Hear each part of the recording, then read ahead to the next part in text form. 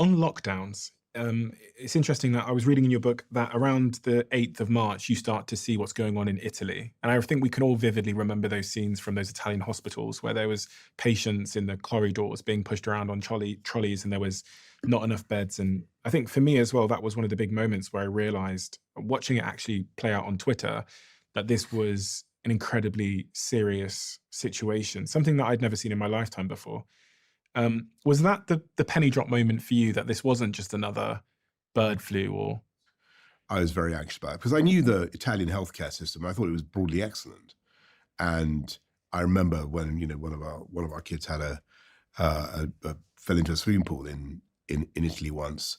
When everybody was having a lie-in, it's about the most shattering thing that could ever happen to you, and the Italian pronto soccorso came, and they were unbelievably good. They were so fast. They were so. And I thought, if the Italians are having problems with this thing, and frankly, our population is about as elderly as theirs, then this could be very, very serious. So I think that did really register with me. And so if you look at and obviously I would defer completely to the inquiry into all this under Dame Heather Hallett. But if you look at what happened from then on in, you see a series through March up till the 23rd of March, you see a series of intensifying steps to try to get people to take precautions. what I observed, I saw that in the book, and you kind of have the stages that you break down, that you went through from that moment onwards.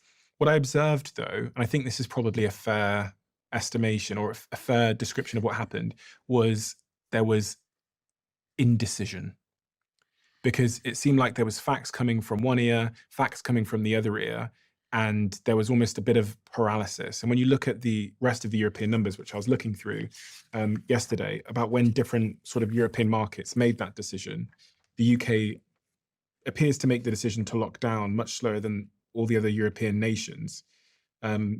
Slower to close the schools, the shops and events seem to be later than our European counterparts. And Matt Hancock went on to say Well, that don't if we forget they were ahead of us in the epicurve anyway. Mhm.